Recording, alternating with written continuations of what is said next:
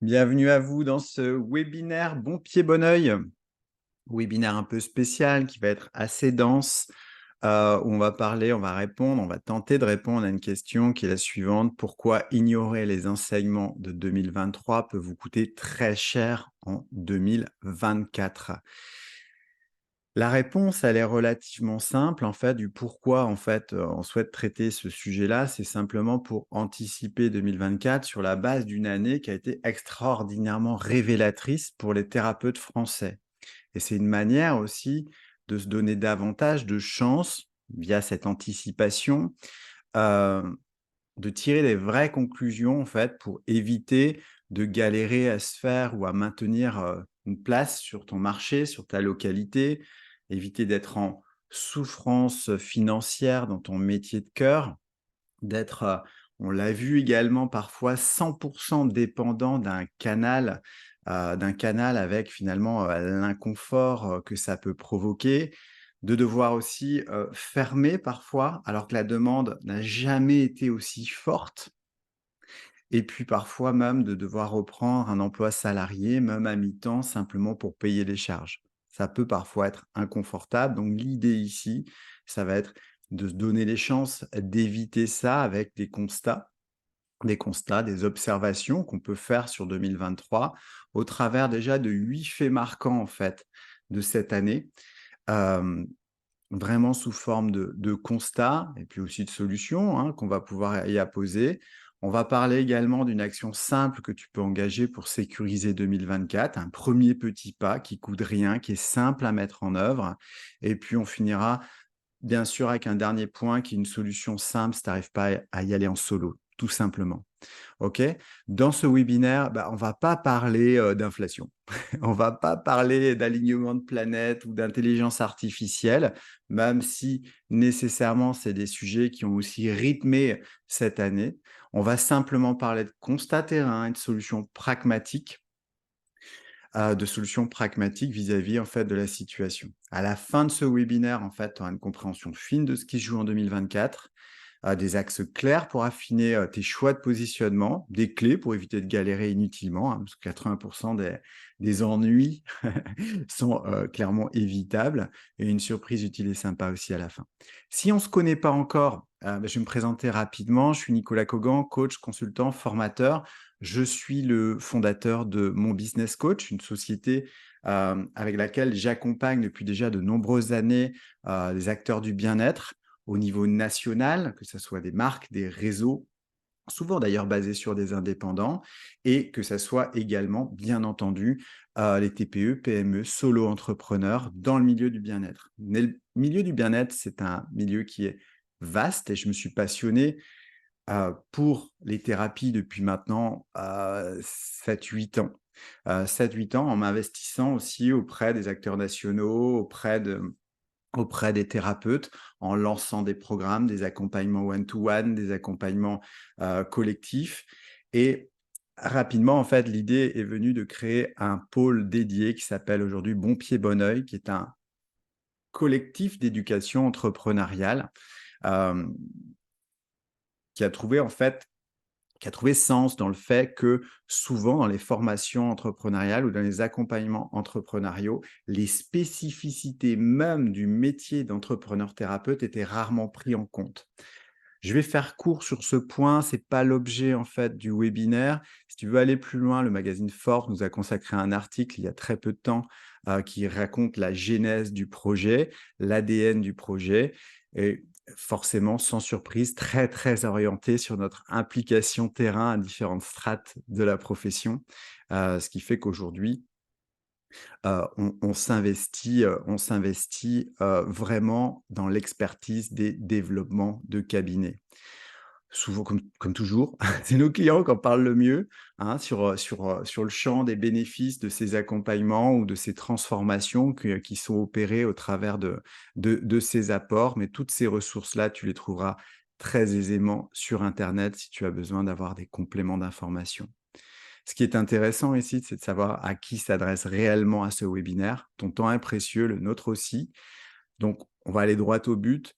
Ce webinaire, il s'adresse strictement et uniquement aux thérapeutes qui veulent vivre de leur métier de cœur, qui veulent s'inscrire et contribuer dans le temps, qui veulent faire partie du paysage à 3, 5, 10, 15, 20 ans. C'est ça qui nous intéresse. Donc, ce webinaire s'adresse réellement à cette catégorie, parce qu'il y a toujours deux catégories de professionnels. Une qui va intellectualiser trop, commenter sans jamais passer à l'action et finalement être très immobile face à ce qui se passe et qui vont se donner très peu de chances finalement de pérenniser leur activité, même si c'est une activité de cœur. OK? On a des thérapeutes de loisirs et puis il y a des thérapeutes qui font ce métier-là pour en vivre également. Donc, il y a une deuxième catégorie, c'est celle-ci, hein, qui passe à l'action, qui active des leviers simples, gagne en agilité, en résilience et se donne vraiment les chances d'être dans le jeu pour demain. OK? D'aujourd'hui et de demain, qui se donne les moyens. Donc, naturellement, ce webinaire, il s'adresse à cette seconde catégorie.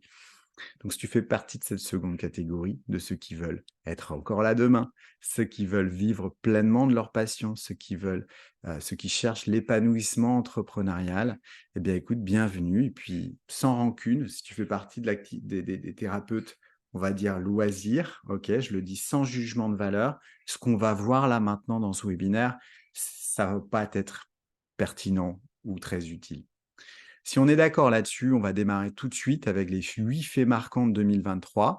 On va parler de faits, de constats terrain, de conclusions qu'on peut en faire pour pérenniser les cabinets. OK? Je parle de conclusions qu'on peut en faire parce qu'en fait, il n'y a pas de boule de cristal. Bien malin celui qui pourrait te dire exactement ce qui va se passer au millimètre dans les prochains mois, les prochaines années. Mais cette année, il y a eu plein de bonnes nouvelles et puis des moins bonnes nouvelles. Les bonnes nouvelles, moi, je t'invite à les considérer naturellement comme des opportunités. Et les moins bonnes nouvelles, bah pareil, dans un esprit entrepreneurial, je t'invite à également les considérer comme des opportunités pour en tirer des conclusions qui sont dans une logique de croissance, de résilience pour ton cabinet.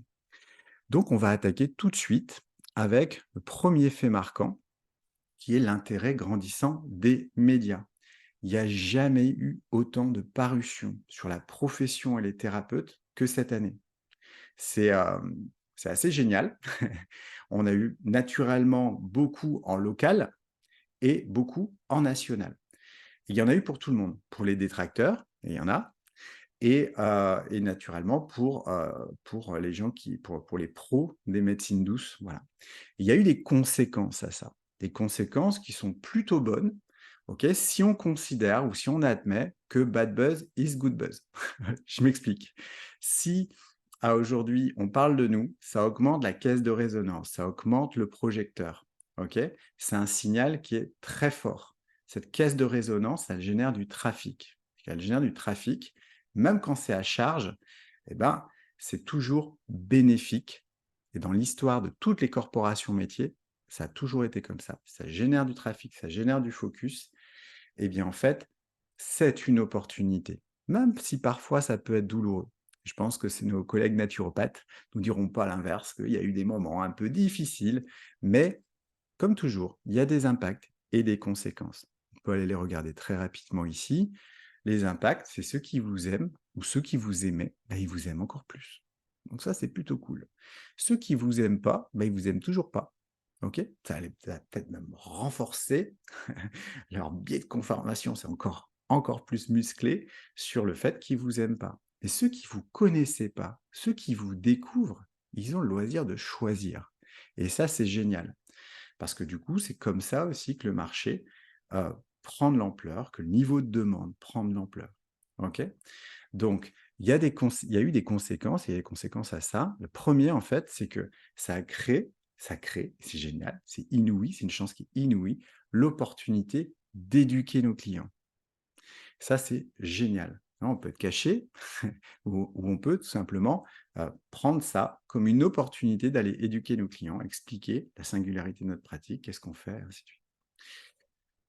Ça implique nécessairement aussi, si, en tout cas si on veut profiter de ce trafic qui monte, qui augmente, lié à ce focus médiatique, ben, avant d'être visible, ben, peut-être de se poser la question de notre lisibilité. Est-ce qu'on rentre dans les grilles de lecture de gens qui ne nous connaissent pas? Est-ce que finalement on tombe parfois dans notre communication dans le syndrome de l'expert ou est-ce qu'on se rend accessible? Est-ce que notre expérience client, elle est contemporaine? Elle facilite en fait l'accès? OK. En tout cas, voilà, c'est des conséquences qui sont plutôt positives parce que quand on doit aller créer nous-mêmes l'éducation de nos clients, c'est plus compliqué. Alors quand le contexte permet, c'est génial. Et en fait, bien entendu, ben, s'adapter en fait pour saisir en fait ce nouveau flux lié aux médias. Fait marquant numéro 2, la désolidarisation de Doctolib.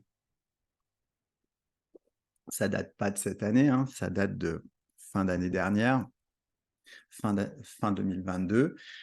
Mais bon, c'est en mars 2023 cette année que, bah, les thérapeutes, hein, près de 6 000 en tous, se sont retrouvés réellement dehors. Puis il y a ceux qui étaient dedans, et puis qui ont anticipé, il y a ceux qui ont pas anticipé et puis il y a aussi tous ceux qui avaient prévu, de manière un peu linéaire en fait, d'aller se doter de cet outil pour, en guise quelque part parfois de stratégie commerciale. OK? Donc c'est une décision qui a entraîné des conséquences non négligeables, qui a mis en lumière aussi certaines carences dans la profession. Direct et indirect comme toujours. Le premier, ça a été la panique, pour certains. C'est-à-dire que si ton seul levier de communication, de visibilité, d'expérience client, que tu as jamais travaillé en fait ces notions-là avant pour ta boîte et que finalement tu as délégué ta stratégie commerciale à un simple abonnement à ce niveau-là, c'est normal de flipper. Ça a été le cas pour certaines personnes. Il a fallu trouver une solution d'urgence aussi pour combler le manque. Mais si on n'avait pas travaillé peut-être en amont de 3 éléments liés à notre stratégie, bah, ça pouvait être, paniquant, flippant. Et puis quid, des dépendances aussi de ce qu'on délègue réellement? Certains aussi ont pris conscience que finalement de la fragilité de leur modèle sur quelque part une sorte de monocanal ou en tout cas de dire: «Bah, je mets une pièce dans cette machine et puis voilà, ça va être joué». Nécessairement, en fait, en conséquence, il y a eu des pertes, chiffre d'affaires. J'ai discuté, il y a quelques jours avec un thérapeute, de Dijon qui m'expliquait qu'il avait perdu 2 tiers de son chiffre d'affaires entre mars et septembre. 2 tiers, c'est beaucoup et c'est pas un cas isolé. Forcément perte en termes de visibilité, de référencement, perte en expérience client, ouais, SMS, agenda en ligne, ces choses-là et puis de positionnement aussi, la place sur le marché. Naturellement, en conséquence, il y a eu Focus Press, hein, on en parlait tout à l'heure, avec c'était du pain béni pour les détracteurs, des médecines non conventionnelles. On en parlera également tout à l'heure, arrivée immédiate de nouveaux acteurs, c'est-à-dire que ça s'est dessiné, en fait, le marché des thérapeutes s'est dessiné comme un marché d'opportunités pour un certain nombre d'acteurs qu'on ne connaissait pas encore et avec parfois un marketing, on en parlera un petit peu plus tard, un peu polarisant, très orienté retour sur investissement et qui a amené parfois, en fait, pas mal de doutes et voire de paralysie chez certains dans leurs choix, dans leurs compétences et créer une forme d'immobilisme, en fait, qui peut parfois être assez dangereux. Nous, ce qu'on a remarqué chez Bon Pied Bon Oeil ou en travaillant chez différents acteurs nationaux, c'est que bon, grosso modo, il y avait, 4 catégories qui ont émergé, de thérapeutes, qui étaient confrontés à cette situation. Peu importe d'ailleurs, c'est assez intéressant leur parcours entrepreneurial. Ça pouvait être des gens qui étaient installés depuis une quinzaine d'années, comme des gens qui étaient là depuis 5 ans, comme des gens qui étaient là depuis 6 mois. On a une première catégorie qui était la catégorie game over. C'est-à-dire assez pessimiste, mindset plutôt fixe, hein. De toute façon, le jeu, il est plié. Je suis thérapeute, je suis pas commercial, marketeur. Bon, voilà, c'est peut-être la fin d'une histoire, c'est la vie, c'est comme ça. OK. On a eu les joueurs de casino, j'adore. Les joueurs de casino qui vont être, qui sont plutôt dans une logique finalement de retour sur investissement. Je mets tant d'argent, j'en récupère tant, un petit peu comme au casino, mais parfois avec comme seul benchmark ou seul critère de référence l'expérience qu'ils avaient pu avoir chez Doctolib ou qu'ils croyaient avoir chez Doctolib et donc assez intéressant là-dedans, de regarder finalement que certains de ces acteurs, de joueurs de casino, n'avaient, pas les bases en fait pour capter en fait, quel était le retour sur investissement que lucidement ils pouvaient attendre dans telle ou telle solution, que ce soit des plateformes, que ce soit l'acquisition, que ça soit sur leur propre référencement. Donc très, très intéressant à observer aussi. On a eu naturellement et j'adore, moi j'ai fait partie de ces gens-là, le bricoleur du dimanche. Donc no stress, ça ne doit pas être sorcier, je vais me construire mon propre système en quelques jours, c'est juste de l'informatique. C'est pas que de l'informatique. Derrière, il y a nécessairement toute une notion digitale qui est importante, une notion de marketing qui est importante. Ça prend un certain temps, mais bravo en tout cas, parce que ça témoignait aussi vraiment d'un d'un d'un d'une résilience entrepreneuriale que j'affectionne particulièrement.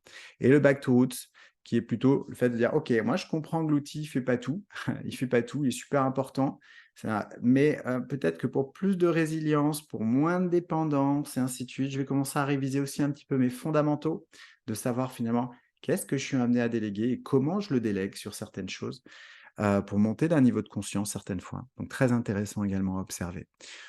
De manière générale, en fait, pour finir sur cette photographie-là, c'est que les personnes qui ont rebondi le plus rapidement, d'après nos observations, c'était des gens qui avaient un mindset adapté à l'entrepreneuriat. Un problème, une solution, une capacité à se décider vite, à faire des choix. Un objectif plus ou moins non négociable, c'est-à-dire que, on change le plan, mais on change pas l'objectif, OK? On se réajuste pour garder le cap et du coup, ça entraîne des choix et pour le faire, en fait, on a remarqué qu'ils avaient ce point commun, une compréhension du marketing et du digital. Je dissocie les 2, hein. Il existe le marketing digital, mais là, je dissocie les 2. En tout cas, une compétence ou une compréhension, qui est pas une compréhension nécessairement d'expert, OK? Mais une compréhension suffisante, en fait, pour flécher vers des choix lucides et sur des attentes lucides. Donc je trouve que c'était quand même assez intéressant de pouvoir souligner ça dans ce petit bilan. Fait marquant numéro 3, c'est la démultiplication des acteurs, sauveurs agressifs. OK? Bon, cette année, tu l'as remarqué, tu on n'a jamais eu autant, de pression marketing hors norme sur la profession. Quand je dis hors norme, c'est que vraiment ça a envoyé sec avec des nouveaux acteurs, avec des offres où on ne savait pas toujours exactement ce qui se cachait derrière et je préfère préciser là, ce qu'on voit là maintenant, c'est absolument pas pour pointer du doigt. C'est de comprendre la source de cette tendance. Qu'est-ce que ça vient nous dire? C'est ça qui est important. Parce que la profession, elle a toujours été super sollicitée, hein, majoritairement avec du sens, de la pédagogie, parfois un peu de marketing de la peur ou marketing de l'espoir. Ok, mais là, ces nouveaux acteurs, ils ont frappé très fort sur un marché qui était déjà en confusion. Des approches souvent polarisantes. Alors, je prends un petit exemple ici, hein, ces cartes de visite, ça sert à rien. Un site internet, ça sert à rien. Sortir de chez toi, ça sert à rien. Faire des salons, ça sert à rien. Parler à tes clients, ça sert à rien. OK? Tu perds ton temps, hein? Tu vas mourir. Viens signer chez moi et moi je t'apporte 50 rendez-vous par semaine et puis si ça marche pas, je te rembourse. Bon. Des approches un petit peu différentes que d'habitude, forcément. Et donc des approches souvent 100% liées au retour sur investissement. Et quoi de plus normal? C'est ça qu'on veut entendre. Quand on a un planning qui est pas rempli ou qui est pas, voilà, nous ce qu'on veut en fait, c'est des clients. Donc là, il y a un vrai raccourci, une communication qui était plus musclée qu'à l'habitude. Alors, il y a des conséquences, hein, c'est que pour beaucoup des gens avec qui on échange, il y a une sorte de saturation, une tendance à plus croire aux solutions, même quand elles marchent. Hein, je suis pas en train de dire que ces solutions-là marchent pas. Saturation complète, sensation parfois d'être considéré vraiment comme un pigeon. Confusion et doute chez beaucoup de thérapeutes qui disent: «Ouais, mais du coup, je fais quoi? Lui, il dit que ça marche, lui dit que ça marche pas. Tout le monde a la meilleure solution. Qu'est-ce que je fais?» OK? Et puis, marre aussi des débats corporatistes entre moi je suis meilleur, et ainsi de suite et toi tu es nul et voilà, on a autre chose à faire. Et du coup, ça a déclenché, c'est tout naturel, l'envie chez certains de se retourner vers des accompagnements plus spirituels, hein, les 2 n'étant pas incompatibles non plus. L'idée, c'est pas d'opposer les mondes. Maintenant, l'idée, encore une fois, c'est de comprendre pourquoi ces acteurs-là, ils arrivent que maintenant sur le marché. Il y a 5 raisons principales à ça. La première, c'est que le projecteur, il est lancé sur une profession qui attire beaucoup et de plus en plus de candidats à l'entrepreneuriat. Donc, c'est un marché qui grossit. S'il grossit, il attire. Les gens qui entreprennent des métiers aussi puissants, OK, que celui de thérapeute, les métiers de cœur, il y a d'autres métiers de cœur que les métiers de thérapeute, hein, bah, généralement, on n'est pas des grands adeptes du marketing. Beaucoup viennent de reconversion. Et ceux qui viennent du milieu marketing dans les entreprises, bah, quand ça devient eux le produit, bah, ils n'ont pas beaucoup plus d'appétence ou d'aisance en fait sur le marketing, sur leur propre marketing. Un petit peu d'avance, mais pas beaucoup. Les nouveaux accédants à l'entrepreneuriat thérapeute, ils démarrent plus jeunes. Ok, c'est-à-dire qu'autant on a de la reconversion, beaucoup de gens qui viennent de la reconversion, autant on s'aperçoit aujourd'hui que bah, les métiers de vocation, les gens ils démarrent leur parcours professionnel aussi en se formant sur les thérapies. Et donc souvent sur une population plus éduquée, entre guillemets, sur tout ce qui va correspondre au digital et technologie. 4, bah, il y a les carences entrepreneuriales de la profession qui sont visibles, pas depuis la Lune, hein, elles sont visibles, voilà, tu prends 10 sites internet, tu en as 9, tu vois qu'en fait, il y a des carences entrepreneuriales dans la façon quel est le message, d'organiser certaines choses, penser pour le client, et ainsi de suite. Et il y a de plus en plus de thérapeutes sur le marché. Donc, ces acteurs-là qui arrivent maintenant, ils ont compris que chacun sur ce marché va devoir sortir de l'immobilisme pour rester dans le jeu. C'est le principe de tout marché concurrentiel.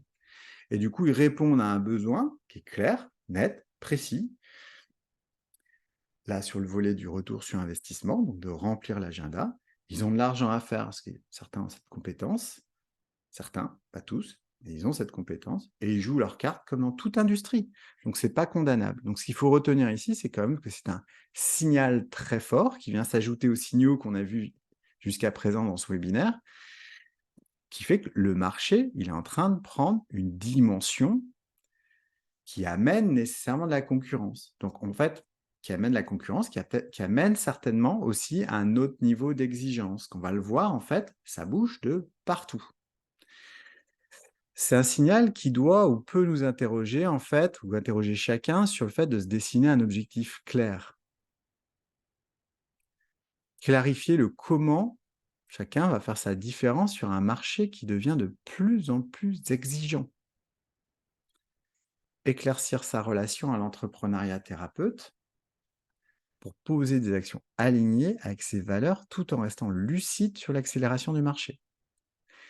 C'est des choses qui sont importantes parce qu'en fait, parfois, un très bon praticien, un très bon thérapeute, à défaut de ça, va se faire damer le pion par quelqu'un qui a fait une formation, et je vais faire je fais un cliché, une formation sur Groupon, et qui par contre, en termes de communication et de marketing, va lui rafler la place. Donc c'est intéressant en fait de prendre ça en considération, de rester ouvert aussi aux différents leviers digitaux, mais aussi terrain, ok, pour se développer. Et je pense qu'en fait, c'est important que chacun aussi s'interroge sur le fait de s'intéresser au coût de l'attentisme dans ce type de période de marché. On l'a vu dans d'autres secteurs d'activité, ça a un coût. Il faut simplement peut-être s'y interroger. 4, quatrième fait marquant, accroissement constant du nombre de thérapeutes. Qu'est-ce que vous voulez? Vous contribuez incroyablement au bien-être de la population, vous vous inspirez, vous suscitez des vocations.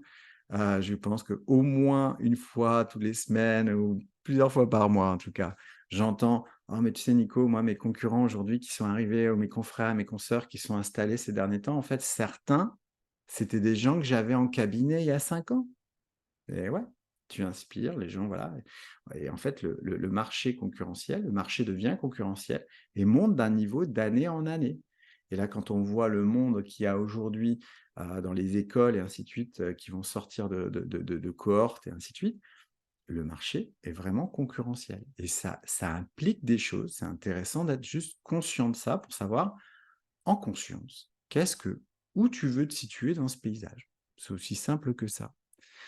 Donc en fait, ce qu'il faut prendre en compte aussi, c'est que finalement, bien sûr, il y a beaucoup de fermetures, mais le solde, c'est-à-dire entre les fermetures et les arrivées, fait que dans tous les cas, ça grossit. Et il y a une concurrence qui est hybride, on en a parlé au début.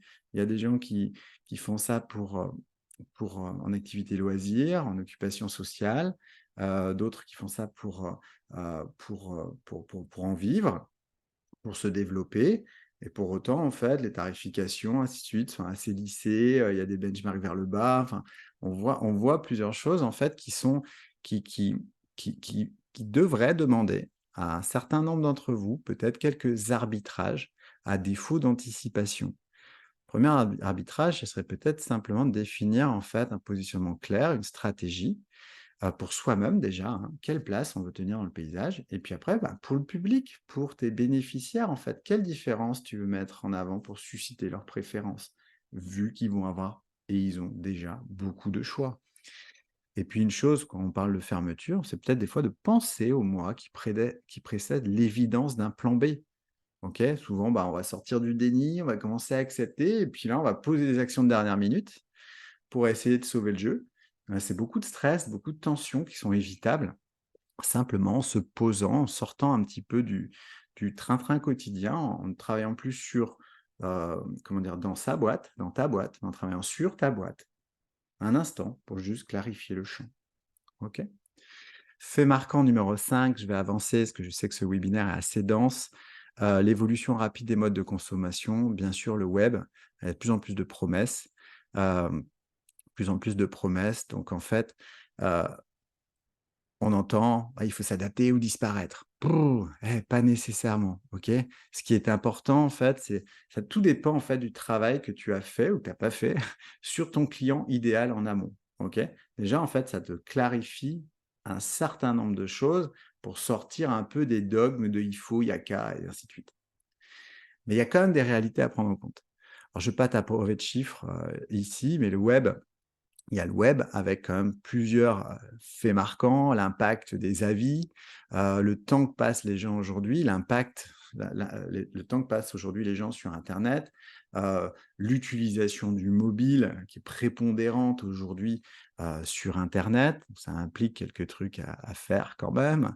Hem et naturellement, bah, la part des réservations en ligne, le temps d'attention moyen pour accrocher à tes interlocuteurs. Bon, tout ça, en fait, tu peux faire sans, mais ça a un coût qui est considérable, OK?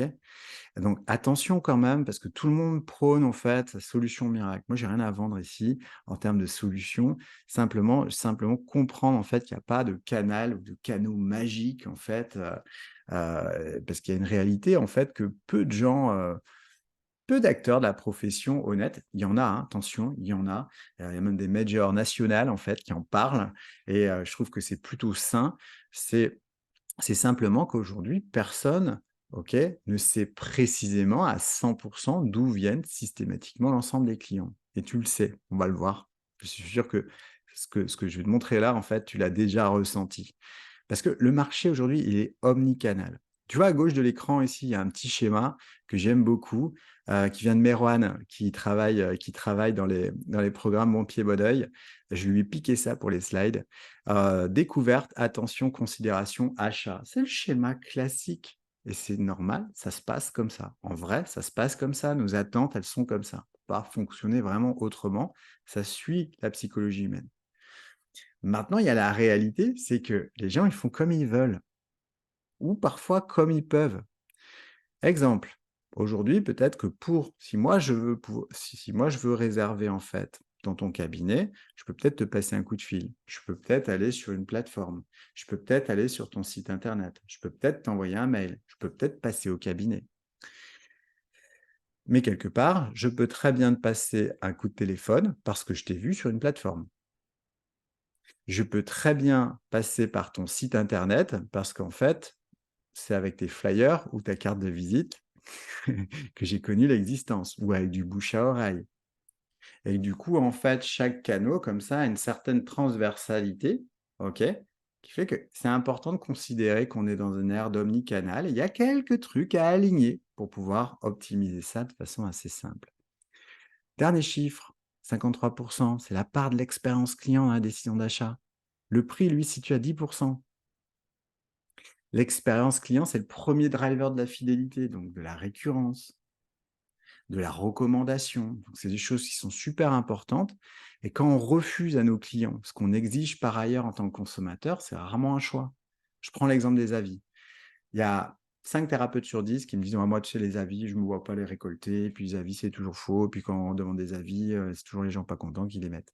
OK, mais s'il y a 84 des gens, c'est décisif dans leur choix. Et peut-être que pour toi, tu fais aussi partie de ces 84. Quand tu le refuses à ton client, ça peut être lié à des croyances limitantes, ça peut être une barrière technique, Ça peut être simplement tu sais pas comment faire ou tu penses que c'est cher à mettre en œuvre. OK, et c'est OK. L'idée, encore une fois, c'est de comprendre que ces axes de professionnalisation, en fait, qui feront la pérennité des cabinets de demain. Quand je dis demain, c'est déjà aujourd'hui et c'est comme ça dans tous les secteurs de l'économie de service, tous. Donc je doute, personnellement en tout cas, que, notre merveilleux milieu, en fait, les acteurs thérapeutes, dans les années à venir, soit exempt, en fait, des modes de consommation ou des tendances de mode de consommation mondiale. Fait marquant numéro 6, très bonne nouvelle, c'est l'augmentation, significative de la demande sur le segment B2B. C'est plus qu'une mode ou des effets d'annonce, hein, le bien-être au travail, la qualité de vie au travail sur la table de toutes les négociations dans un nombre croissant d'entreprises.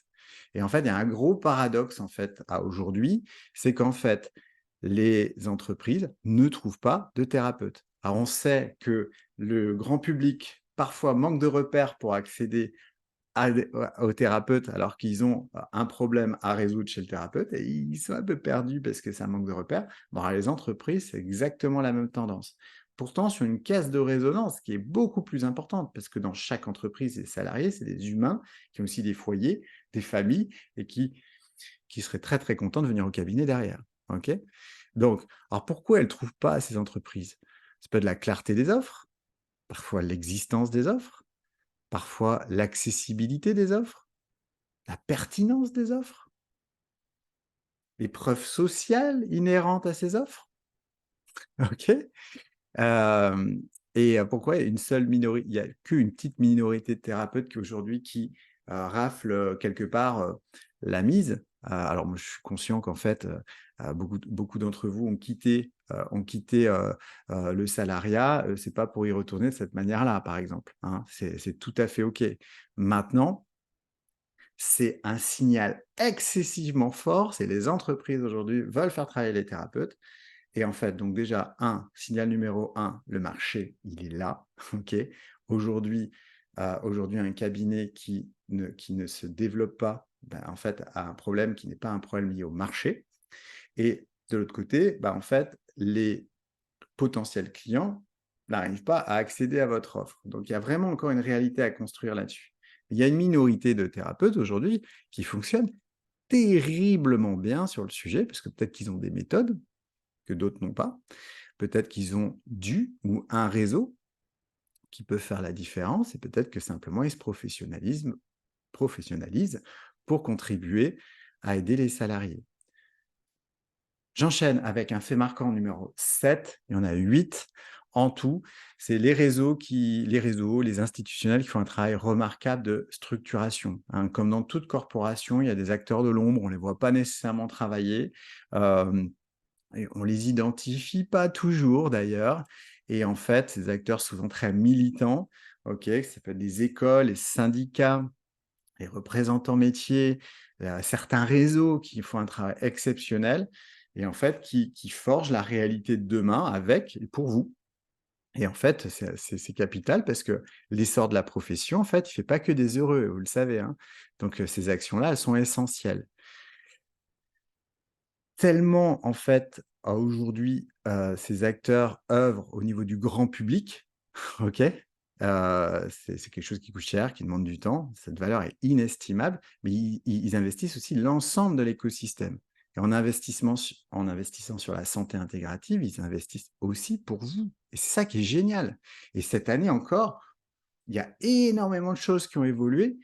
Bon, qui est du travail de longue haleine, mais qui en 2023, en fait, a été clairement visible et est en train de se structurer, continuer. C'est-à-dire que chacun, de son côté, fait le colibri, OK? Fait avancer, fait sa part du job pour la professionnalisation de ce marché, l'installer, le légitimer encore davantage. Alors, bien sûr, avec l'éducation du grand public, sur le champ politique également. Alors ça demande nécessairement, bah, des compétences, du temps, de la pugnacité, de la foi.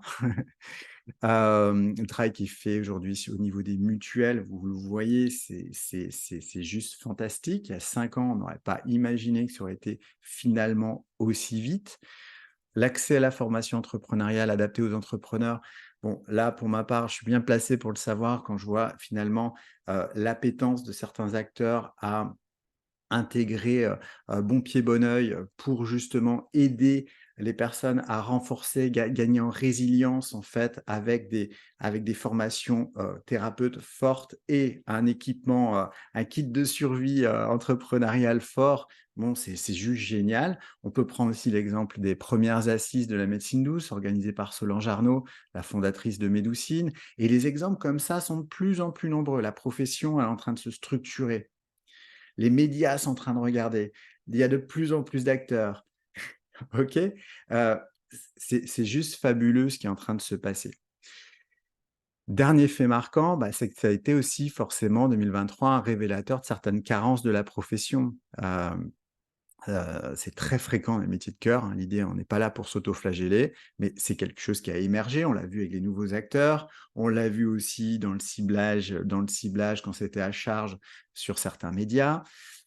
On le voit dans l'investissement des différents acteurs à aider en fait cette mutation, cette évolution, accompagner cette évolution de marché. Mais il y a des carences et elles sont visibles. Et les milliers de thérapeutes qui ont fermé cette année n'ont pas mis la clé sous la porte parce qu'ils sont de mauvais praticiens. Les fermetures qui ont été subies, OK, les raisons, elles sont ailleurs que sur la santé du marché. Le marché va excessivement bien. Donc, ce qui est intéressant, en fait, moi, j'aime bien considérer ça chez les entrepreneurs, c'est pareil un petit peu partout. C'est des maladies juvéniles d'entrepreneurs qui sont mal soignées. OK? C'est-à-dire que parfois, on n'a pas les bons fondamentaux.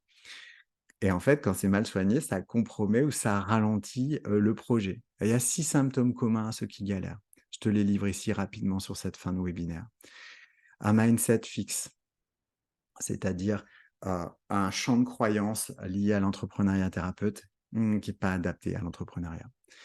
Absence de stratégie. Doigt mouillé total, on verra bien demain. Viabilité du modèle, ça découle de la stratégie. Viabilité du modèle, ça peut être dans la construction de prix, ça peut être dans les volumes, ça peut être dans la construction d'offres. La relation au marketing ou à la vente qui peut parfois être un peu douloureuse.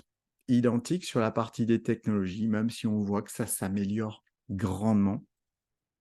Et souvent aussi un mimétisme ou une modélisation en fait, plutôt de la masse, OK? Plutôt de la moyenne, plutôt que aller modéliser en fait les gens qui s'en sortent le mieux.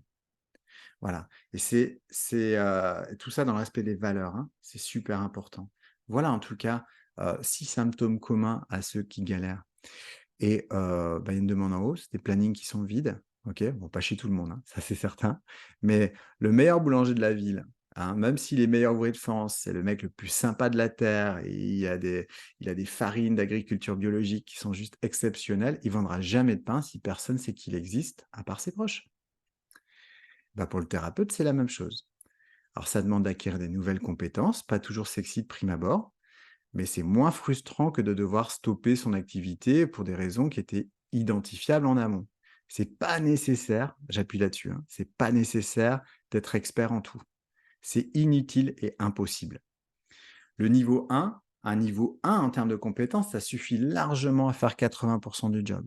Et la bonne nouvelle, c'est que 90% de tes confrères et consoeurs, ils se donneront jamais ou pas l'opportunité, en fait, d'acquérir ce niveau 1. Sauf une fois peut-être au pied du mur, parce que le schéma économique fait que là, il faut agir. Alors, le bénéfice d'avoir des compétences niveau 1, c'est pas très compliqué, ça amène de la clarté, ça abaisse la charge mentale, on augmente en lucidité, on fait des arbitrages conscients. Forcément, ça a plus d'impact, on se fait moins avoir, ok, et on peut piloter réellement. Piloter réellement, c'est-à-dire on est capable de faire des choix en fait et des arbitrages qui vont bien pour avancer et développer son cabinet dans le respect de ses valeurs. Alors, qu'est-ce qu'on entend par niveau 1? C'est les compétences fondamentales qui sont indispensables pour aller acquérir en fait des compétences avancées.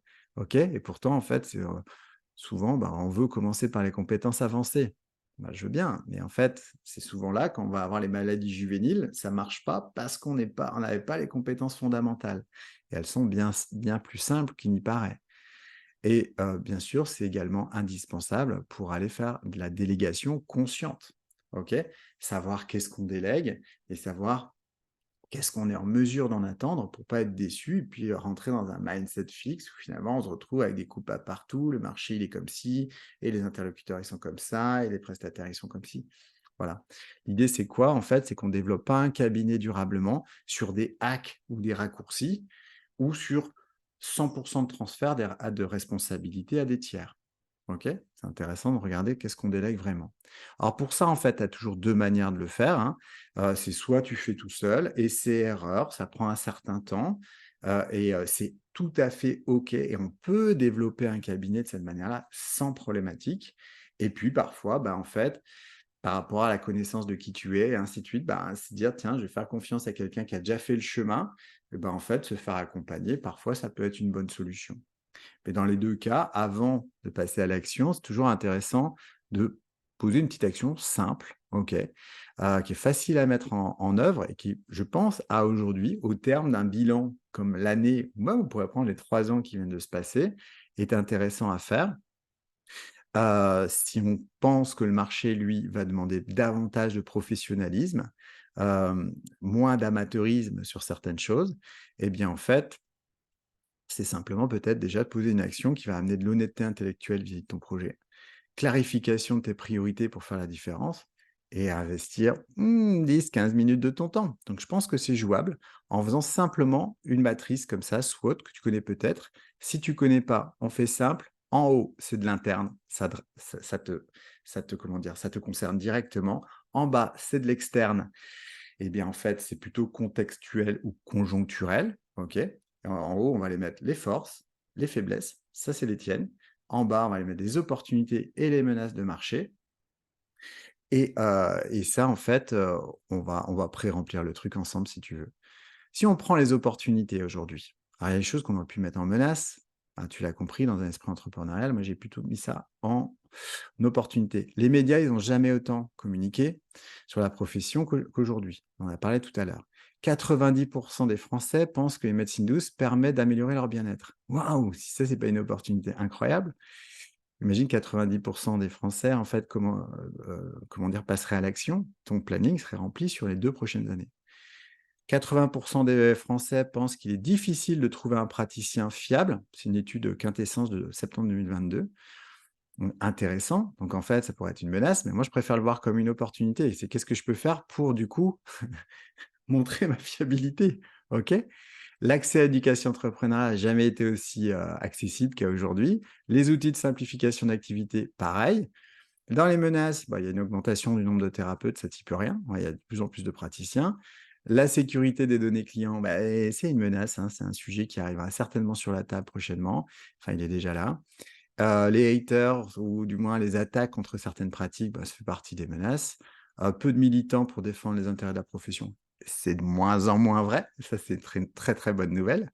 Il y a des acteurs qui se bougent vraiment. Évolution, en fait, des modes rapides de consommation, ouais, tu peux pas grand-chose non plus, mais tu pourrais aussi le mettre dans les opportunités, simplement en rentrant dans la grille de lecture. OK? Donc, si on prend maintenant tes forces, alors là, on est vraiment dans du fictif. Ça peut être, tu excelles dans ta pratique, tu sais nouer des liens avec des gens, tu as du temps dans tes semaines, tu es à l'aise avec ton image, tu as le sens créatif, tu as pris conscience qu'un marketing adapté sera plus simple de pérenniser ton cabinet. On va prendre juste cet exemple-là. Et puis peut-être dans les faiblesses, tu n'es pas à l'aise avec le digital ou l'informatique. Tu as des difficultés à hiérarchiser tes priorités, tu as des contraintes financières, tu as une tendance à te décourager vite, construire, une offre, ça te semble complexe. Bon, on va prendre c'est à titre d'exemple ici. Bah, en fait, tout simplement, ton job, c'est déjà d'inventorier tes forces et tes faiblesses pour de vrai. Si tu identifies d'autres opportunités, d'autres menaces qui peuvent être aussi liées à ta propre ville, vas-y, fonce. Et l'idée après, ça va être quoi? Ça va être de dire: «OK, mes faiblesses, je vais essayer de les transformer en force». Voilà, et on va aller les transformer de cette manière-là. Boum, super. Et pour comment on va faire ça? Bah, tout simplement peut-être avec, une méthode comme, CQQ, COQP, quand, enfin combien comment, quoi, qui, combien, où, quand, pourquoi, OK? Je vais faire ça et puis commencer à hiérarchiser peut-être, bah, les actions qui te semblent prioritaires au regard de ce que toi tu as ressenti sur, ben, la nécessité de faire des choses différentes pour ton cabinet au vu de la photographie de marché.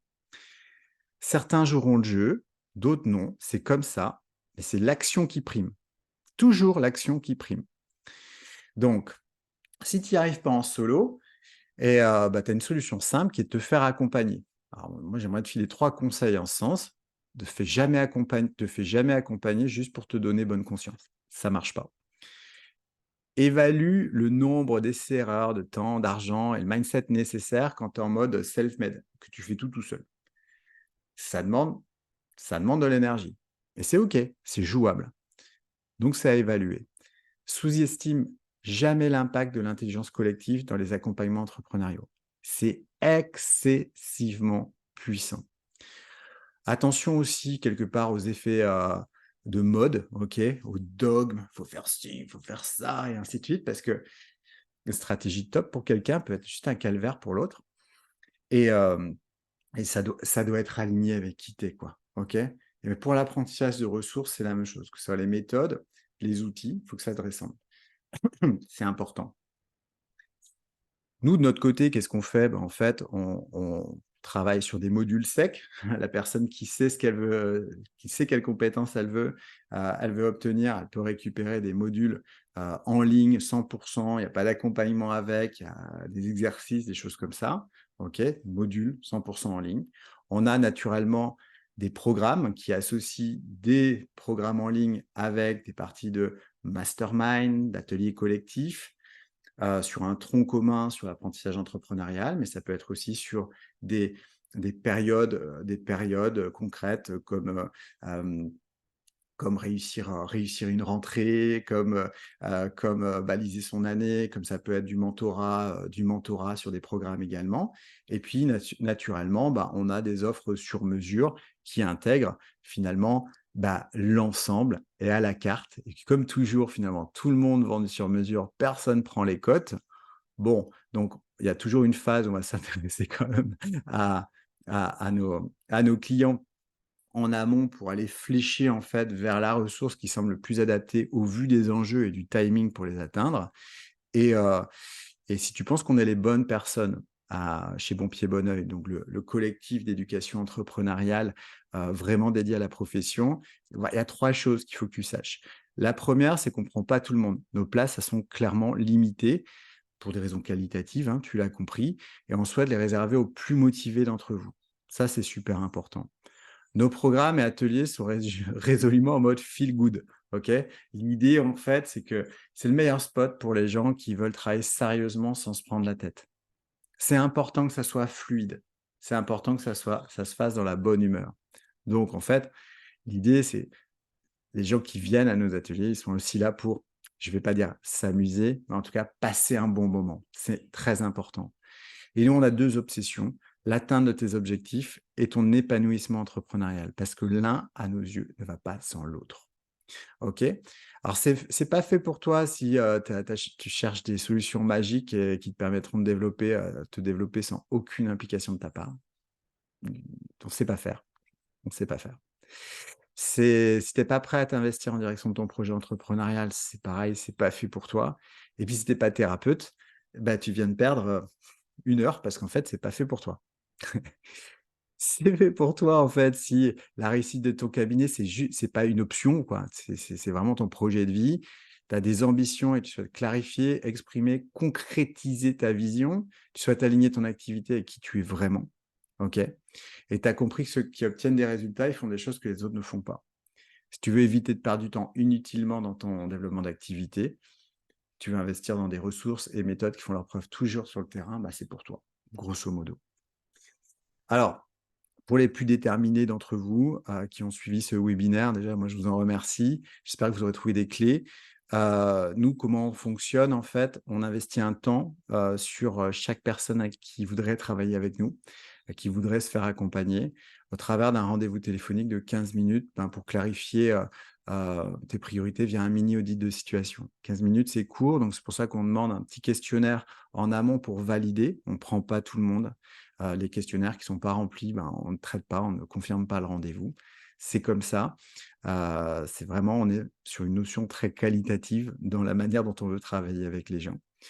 Il y a un call professionnel, loin des scripts commerciaux. Tu as pas affaire à un closer. Dans 99 des cas, c'est sans doute moi que tu auras au téléphone ou un membre de l'équipe mais on n'est pas sur des schémas où tu vas avoir un commercial qui veut à tout craint te vendre quelque chose si c'est pas adapté. OK? Et ça nous arrive même souvent, ou parfois, de flécher vers des ressources qui sont externes et parfois même gratuites. Une réponse claire et adaptée en fonction de ta situation. OK? Voilà ce que on te propose, tout simplement en, cliquant sur, les liens de réservation, inhérents à ça que tu trouveras sous la vidéo. Donc au nom de l'équipe, hein, je sais que ce webinaire était très long, je souhaite te remercier, bah, pour ta contribution déjà, qui est essentielle au mieux-être pour la population.